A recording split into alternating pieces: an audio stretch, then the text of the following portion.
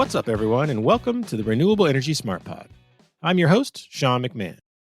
Today's show features a conversation I had with Tristan Grimbert, the president and CEO of EDF Renewables North America.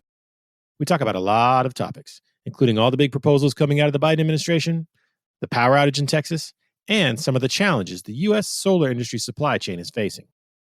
Of course, since this is the Renewable Energy Smart Pod, we also had a bit of fun.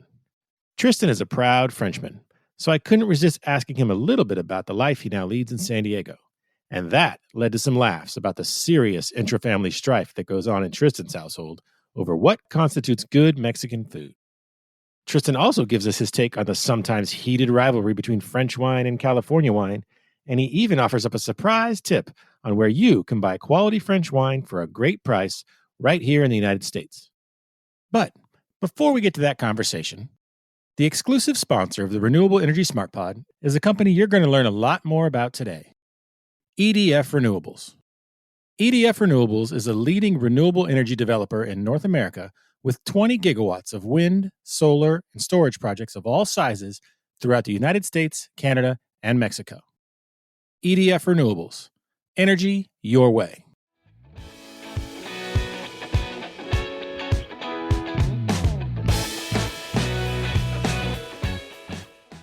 Okay, so let's get started. Once again, my guest today is Tristan Grimbert, the president and CEO of EDF Renewables North America. Tristan, how you doing?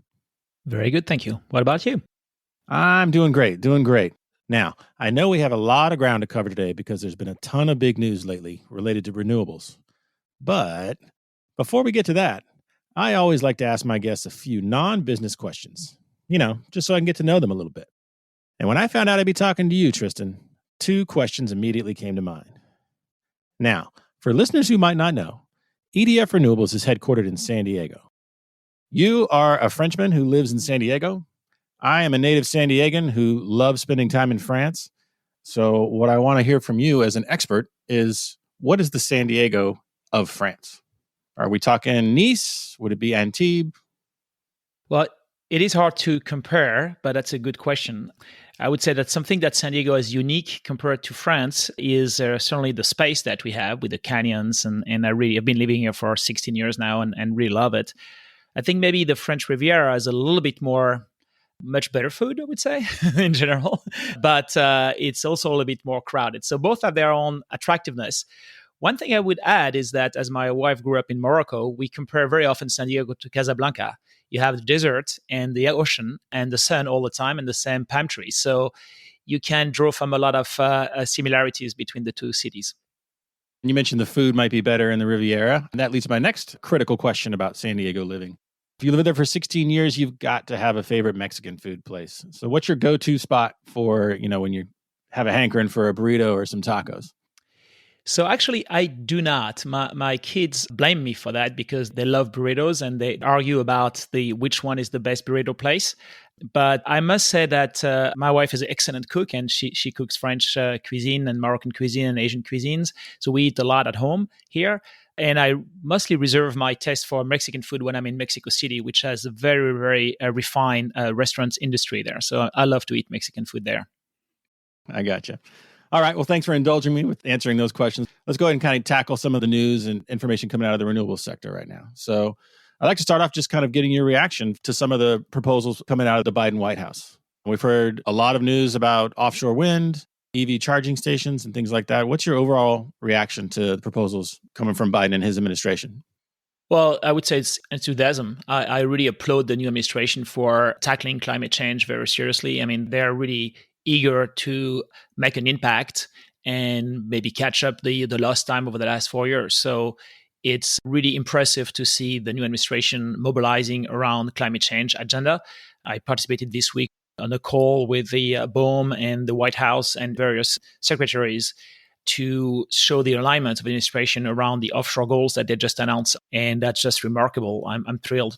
Yeah, speaking of the offshore goals, the 30 gigawatts by 2030, I know Secretary Granholm from the Energy Department has been talking a lot about building out the domestic supply chain here in the U.S. Do you think we'll be able to do that in time to reach that goal of 2030? Yes, I think it's a very achievable goal. I mean, it's ambitious. If we collectively, the administration and the various private players, we put the right resources in place, I think it's a very achievable goal. Right now, the bottleneck is the permitting and processing all the studies that have to be done. But that's very feasible. So I'm optimistic and eager to participate with our joint venture Atlantic Shore. Yeah, looking at some of the proposals they have, it seems like a lot of them really kind of match up with some of the strengths you have at EDF Renewables. Walk me through kind of what your portfolio is right now, not in terms of projects, but in terms of technologies. So first of all, we cover the whole gamut. We don't manufacture equipment, but whether you talk about EV charging for a parking space of 40 EV chargers, a microgrid at a customer site, or you're talking about a very large offshore project like Atlantic Shore, we cover wind, solar, and batteries in all aspects of the market. We don't manufacture equipment. We are here to facilitate the transition to a renewable future, basically in all possible shape and form. I took a look at your website, and you got a great tool there that kind of maps out all your projects. And that website is edf-re.com. And this interactive tool kind of allows users to check out where your projects are located, what kind of project it is, and even kind of takes them into some of the the photos and data on this specific project. And one of the things I noticed that a lot of the stuff coming out in the next couple of years on solar is paired with battery. So, given the growth of hybrid projects, are standalone solar and onshore wind kind of becoming a thing of the past, or is there still room for those kinds of projects? It's clearly, you were talking about earlier about the size of the pie or each slice of the pie, and that's evolving very quickly. If you look backwards, maybe 80% of our past is wind and 80% of our future is solar and battery. So there is clearly a change in terms of market share of the various technology. But I do believe in a balanced energy mix. It's very important that there is diversity of resources. So I think there is still a lot of room for wind to continue to grow and complement solar. Right now, solar is kind of playing catch up. I think the two technologies will balance out eventually. As far as battery storage, it's very important that it allows more integration of intermittent resources on the grid.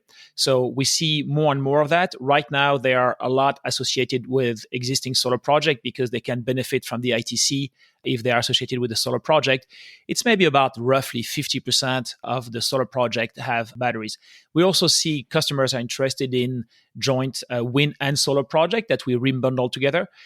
But I don't think that's standard project that I think in the past. I just think they're going to be diversity, and it's important for us to offer the whole gamut of solutions to be able to fit the customer need. Now, I know there's been a lot of headlines lately about offshore wind. We talked earlier about the Biden administration's proposal for 30 gigs by 2030, and obviously your firm's heavily involved with the project at Atlantic Shores. But I'd like to pick your brain for a minute about onshore wind. Are there any areas in the U.S. where you see untapped potential for onshore wind? So yes, and I don't think I'm going to talk about that. It's a very competitive market, but those locations are very rare and few and requires a lot of work. And one of the reasons is because I think onshore wind has grown a lot, and the easiest location have been tapped, most of them, and now you need to go to the second tier, third tier, and etc. Whereas solar is more the current wave. So it's easier to do solar right now to find specific location than on the wind side. Those wind sites exist. I think what's key is that we're going to need a strong transmission program, I hope through the infrastructure bill, to be able to untap some large areas of wind that are not being tackled today. So talking about New Mexico, talking about Wyoming, and et cetera. And all those areas have a lot to offer from a wind resource point of view, but need to be untapped thanks to new transmission projects. I'd like to kind of transition a little bit to distributed energy. What's it going to take to expand that and make that more commonplace? So I think it's a mix of regulation. So local regulation needs to allow local energy to be valued at the right value it delivers to the customer. Also, the desire of the customers for green energy and resiliency is also critical. So it's a very localized market, and you have to explore pockets of market like San Diego is one that's great for us, like Ontario or like New York, where the regulation is such and the appetite of the customer is such that those markets are taking off. What I think is interesting with our approach is that whether you talk about rooftop solar, whether you talk about stationary battery, whether you talk about EV charging, very often we start with one need of the customer, and then we add more to the customer requirements. And eventually, more and more often now, we end up building a real microgrid for them to optimize and green as much as possible their electricity consumption. So you talk about addressing the needs of some of your customers, and obviously part of that after a project is up and running is the service side and the asset optimization. So how important has that part of the business become for firms like EDF Renewables?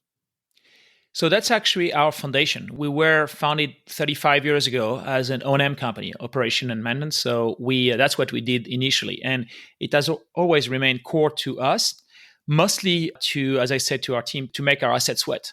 It's very important that we put a lot of investment, hundreds of millions of dollars, billions of dollars into our equipment.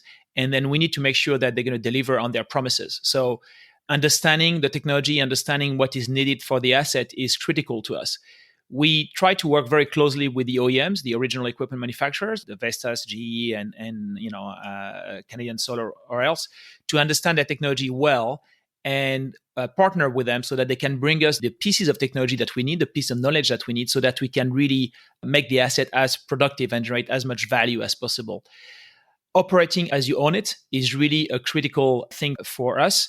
There is no one better than the owner to know how to make the asset produce the maximum value. So now I want to pivot a little bit and get your reaction to what's gone on in Texas this year. When news of the outages first started hitting, what were your thoughts when everything kind of went sideways in Texas? Well, I must admit that, like everybody else, we've been caught by surprise by the extent of the crisis, and we did not anticipate the grid to basically collapse. We have in our models and in our various scenario where price can reach the peak and there could be strain on congestion on the network, but we never really anticipated that 50% of the generation capacity would go offline for days at a time, and at a time where you had 30% increase in the demand, in the load by consumers. So yes, the extent of the crisis surprised us, and I think that there need to be take the time to reflect, analyze what has happened, and put in place the right regulatory processes to be able to avoid that in the future. When we come back, we'll hear Tristan's thoughts on some of the solutions that have been put forth in Texas to prevent another crisis. And we'll get his thoughts on the challenges the U.S. solar industry supply chain is facing.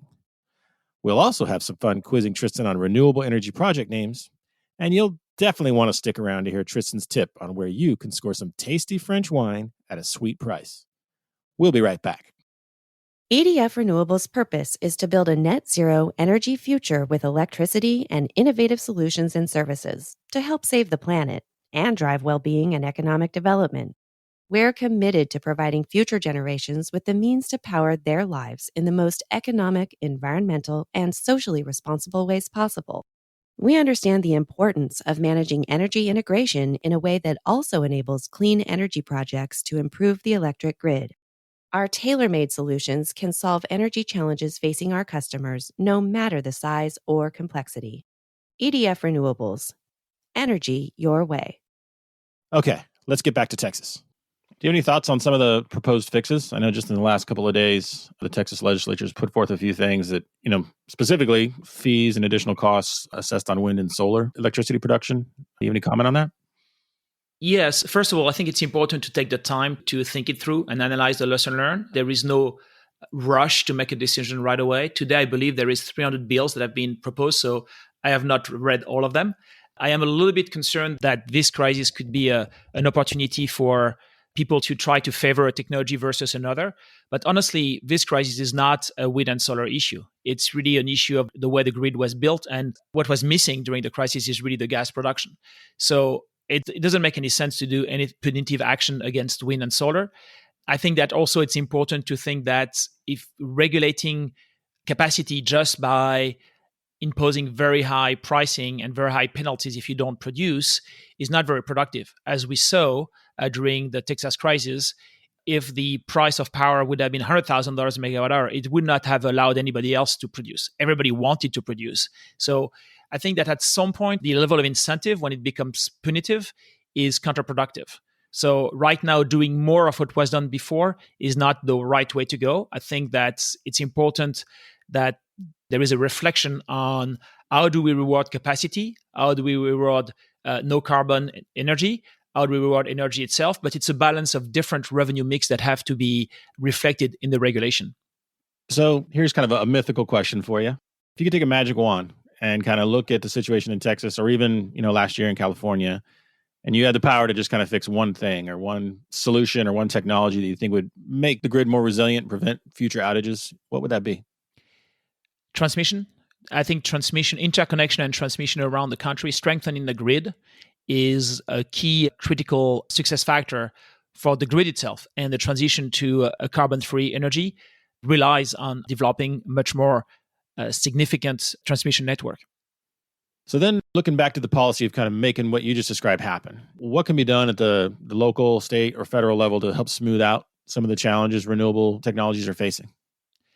Clearly, transmission permitting is something that the federal administration has to, it's a nut that the federal administration has to crack.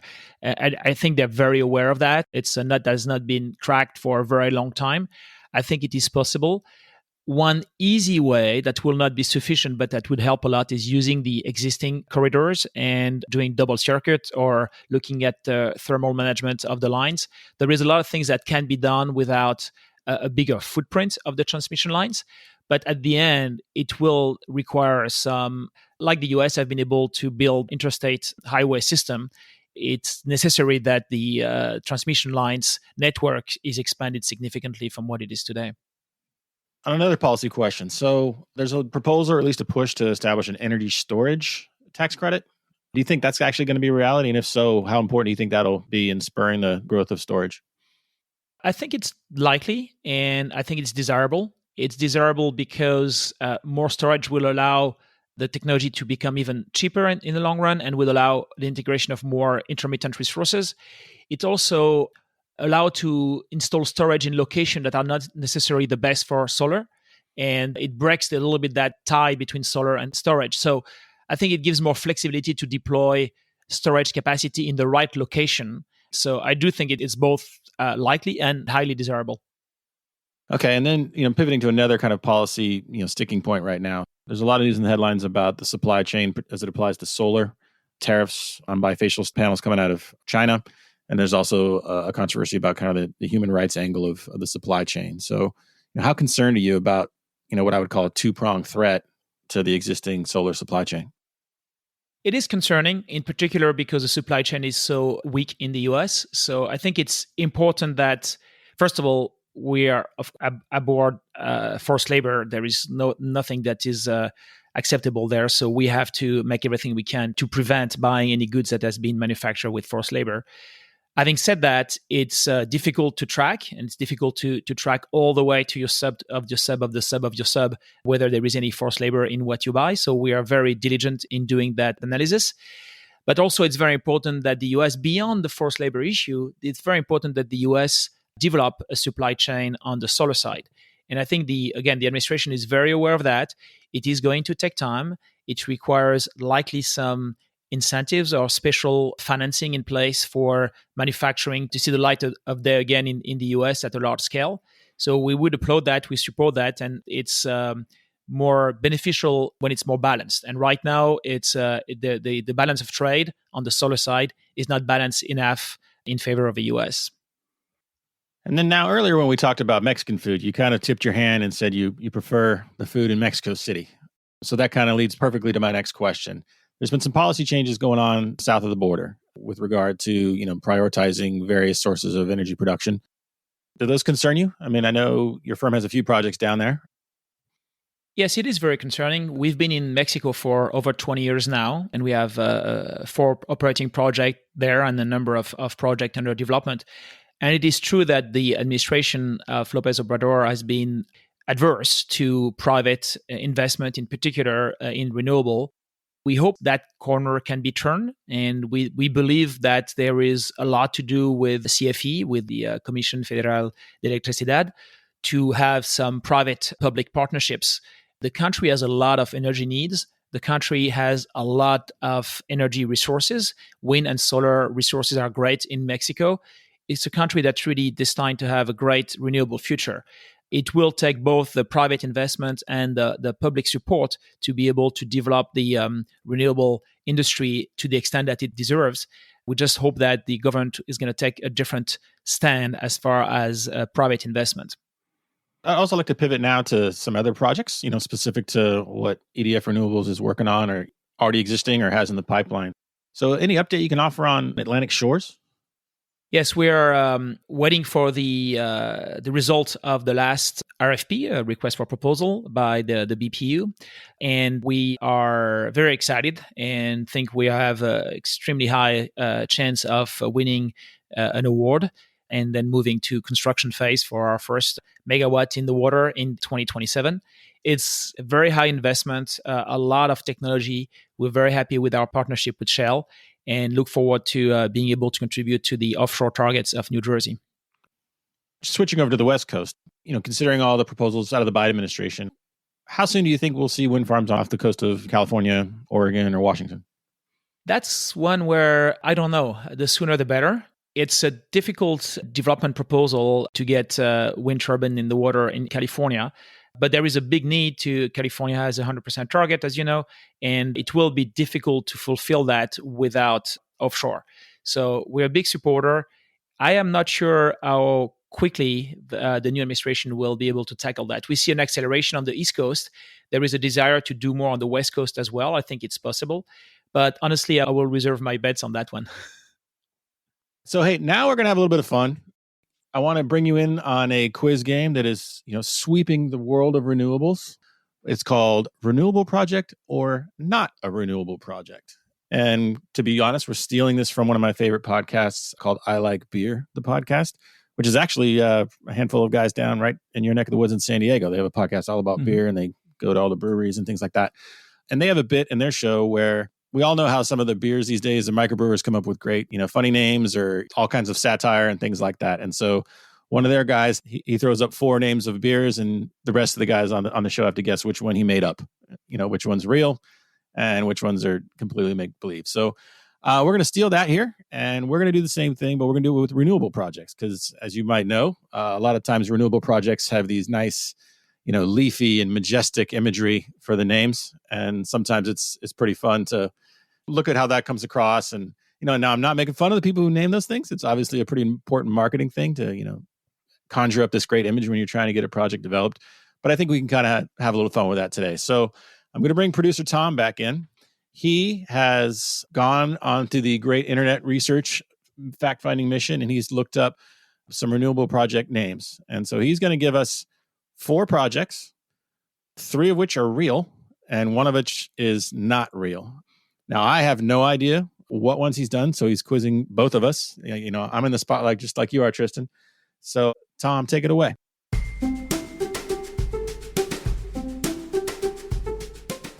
Well, thank you, Sean. And yes, 3 of these are real projects. 1 is not a real project. I can affirm that what Sean said is true. He has no knowledge of what I've done here. So, let's begin.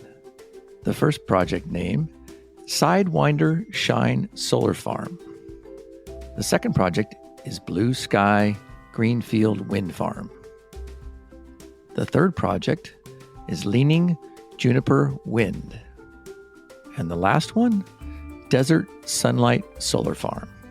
So one more time, Sidewinder Shine Solar Farm, Blue Sky Greenfield Wind Farm, Leaning Juniper Wind Project, and Desert Sunlight Solar Farm. Okay, Tristan, do you want to go first and take a guess at which one is not a real renewable project?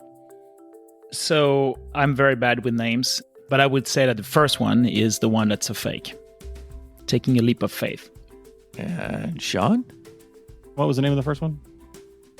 Sidewinder Shine Solar Farm. What was the Juniper one? Leaning Juniper Wind Project.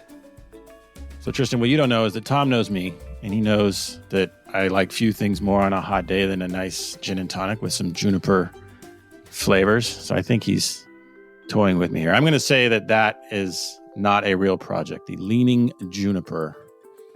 All right. Well, let's start with the 2 that you didn't choose. Desert Sunlight Solar Farm is, in fact, a project. And Blue Sky Greenfield Wind Farm is, in fact, a project. Now, Sean, you picked Leaning Juniper, and yes, you might think I was playing with you, but I'm sorry, that is actually a real project. Oh, so, are you serious? So Tristan, you win today. Sidewinder Shine Solar Farm is not a real project. Congratulations. Thank you, Tom. I'm really proud. Oh, great. Yeah, now, so just to be honest, I kind of geek out sometimes on various renewable energy projects. And so there's a few that your company has done that have caught my eye. And what usually interests me sometimes is not always the biggest, the brag-a-watt ones. Sometimes it's the smaller projects that are just unique or located in unusual places. So as someone who grew up going to the San Diego Zoo, the project you have down there certainly caught my attention. What can you tell me about the storage project you guys collaborated on with the San Diego Zoo, right there in your backyard where you guys are headquartered? It's a great project. Needless to say, I spent a lot of time there when my kids were younger.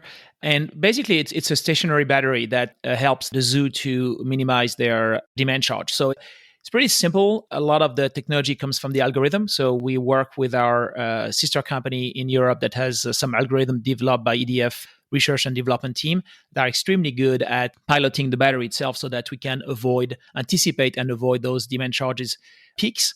It's working really, really well. The payback is pretty quick and much quicker than on a very large project, about 3 times quicker. And it's a project that's been functioning very well since its inception. And then you also mentioned earlier when we were talking about Mexican food that you enjoy a nice glass of red wine when you're cooking at home. And, spoiler alert, I enjoy red wine. And so that leads me to another one of the EDF Renewables projects that caught my eye, Domaine Carneros. What can you tell me about that project in Northern California? Well, I will be biased and say that's the best American champagne there is. Is that all you want to know? Yeah, I know I'm not supposed to use the name champagne, but we're big champagne fans in my family. And I must say that this is my favorite that is grown in California. So that's the most important thing. Now, the project itself is a microgrid where we combine carports, ground-mounted solar, and stationary battery to produce green energy for the domain and also allow the domain to island itself from the grid if there is a grid outage, and that allows the domain to continue to produce even if there is no electricity coming from the grid. So we see a lot of demand for this type of product in California in particular, with the wildfire preventive outages that cut some of the electricity supply to various businesses that are in the Sierras or in the valleys. And that's a growing market. And I think it's a great answer that can be provided to the customers in that part of the US. So let me just follow up real quick there. So this concept of islanding for businesses, whether it's a winery or just another remote business that's kind of located on the outskirts of towns in California and areas that are kind of stricken by wildfires, is that a trend that you're seeing, more customers come to EDF Renewables asking for more information on how to build that out? Definitely. There is definitely a cost to it that is kind of a fixed cost to put the electronics and the controls to be able to island the system. But there is also a tremendous value to avoid, being powerless during, literally, no pun intended, during an outage. So yes, definitely it's a trend that is growing. Okay, now I just got to ask you the wine question. So, as a Frenchman living in California, where do your allegiances lie on who makes better wine? It's a matter of taste, and California wine are excellent. I would not rank one country over the other one. I would say 2 things. My favorite for me is still Châteauneuf-du-Pape. That's really my favorite wine on earth. And I also think that the tip is that you get great French wine at great value at Costco. That will be my tip. I know it's not very fancy, but they have a great wine selection usually. And usually it's better value than the American wine. So same quality, I would say. But I think the American wines are a little bit overpriced. Gotcha. That's a great 2 cents. Costco for my French wine. Okay. I got to hit that up next time. Well, thank you, Tristan. This has been a fun conversation. It's been great hearing some insights from you about what's coming next for the renewable energy industry. And I also truly appreciate the tip on getting some good wine at Costco. Thank you very much. Thank you, Sean. It was my pleasure. Look forward to doing it again.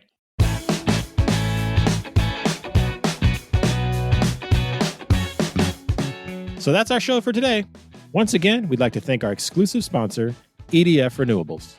If you like this podcast, please share it with your friends and colleagues. And be sure to follow us on Apple, Google, Spotify, or wherever you get your podcasts. You can also follow us on Twitter, where our handle is @RenewablesPod. And if you'd like a daily dose of renewable news delivered to your inbox, head to smartbrief.com and sign up for the Renewable Energy Smart Brief. The Renewable Energy Smart Pod is a production of SmartBrief, a future company.